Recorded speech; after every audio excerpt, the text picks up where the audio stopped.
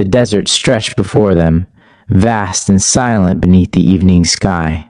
The stars above, sharp and clear, seemed to whisper secrets of eternity, but Moses did not hear them. His thoughts were troubled. God had spoken to him.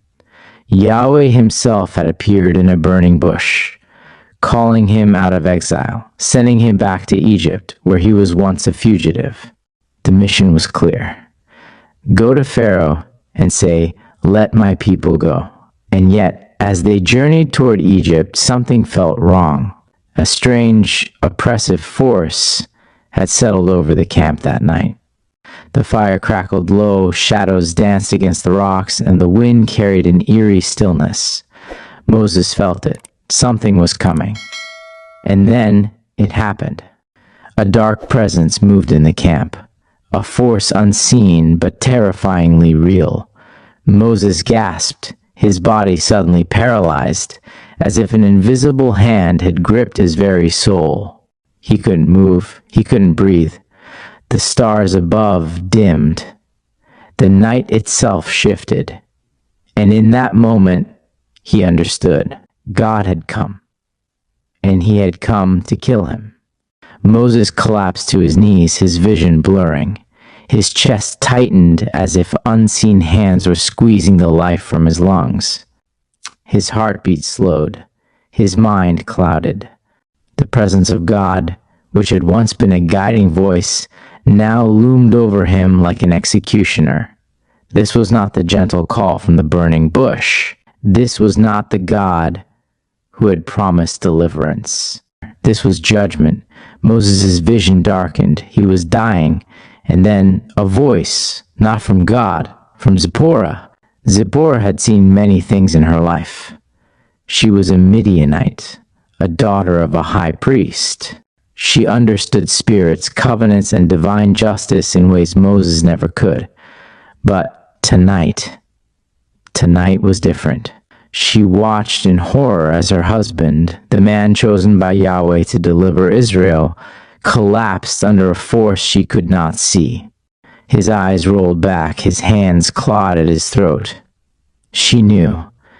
This was not a sickness.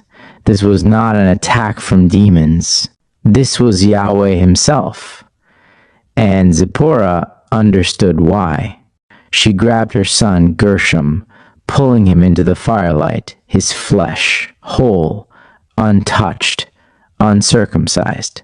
The realization struck her like lightning.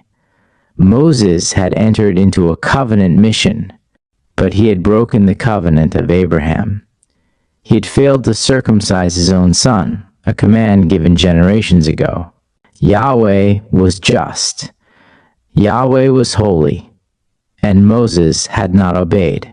Now he would die for his failure. Unless she did something immediately. She moved without hesitation. Zipporah unsheathed the sharp flint knife, the kind her people used for sacrifices. She grabbed Gershom, who whimpered in confusion, and with a single swift motion, she cut the foreskin from her son's flesh. Blood spilled onto the ground. Hot, immediate. She didn't hesitate. She lifted the bloody piece of flesh and, in an act of defiant faith, pressed it against Moses' lifeless body. "Surely you are a bridegroom of blood to me." Exodus 4:25. A wind rushed through the camp. The fire blazed higher, and in an instant, the presence that had crushed Moses vanished. Moses gasped. Air flooded his lungs. He fell forward, coughing, his body drenched in sweat, his limbs trembling. For a moment he lay there, his mind struggling to understand what had just happened. The hand of death had been lifted, the covenant had been restored, and he was alive. Slowly, he looked up at Zipporah.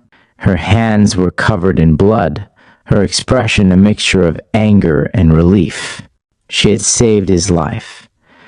But at what cost? Moses finally understood. God had called him to lead a nation, but he had not even led his own household in obedience. How could he expect to stand before Pharaoh if he had failed to stand before God's law? How could he demand that Israel obey when he himself had ignored the sign of the covenant? Moses lowered his head in shame. Yahweh was just, but Yahweh was also merciful. And this time, mercy had come through the hands of a Midianite woman who understood God's ways better than he did. The next morning, Moses and Zipporah continued toward Egypt. No words were spoken, but everything had changed. Moses was no longer just a man with a mission.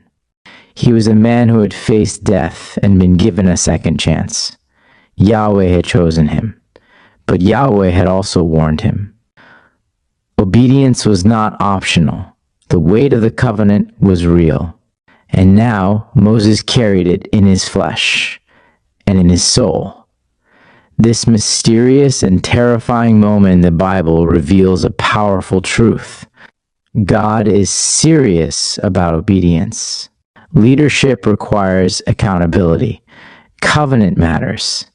Even small acts of disobedience carry consequences. Sometimes, God will discipline his chosen people, harshly if necessary.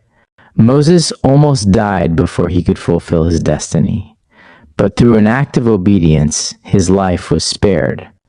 And that second chance changed history. What if Zipporah had hesitated? What if the covenant had not been restored? Would God have chosen someone else to lead Israel? The weight of destiny rested on a single act of obedience. Could it be the same for us? Are we walking in obedience today? Subscribe for deep Bible mysteries. Like and share if this story opened your eyes. Comment, what do you think about this moment in Moses' life? Let's stay faithful. Let's stay obedient. Let's stay ready.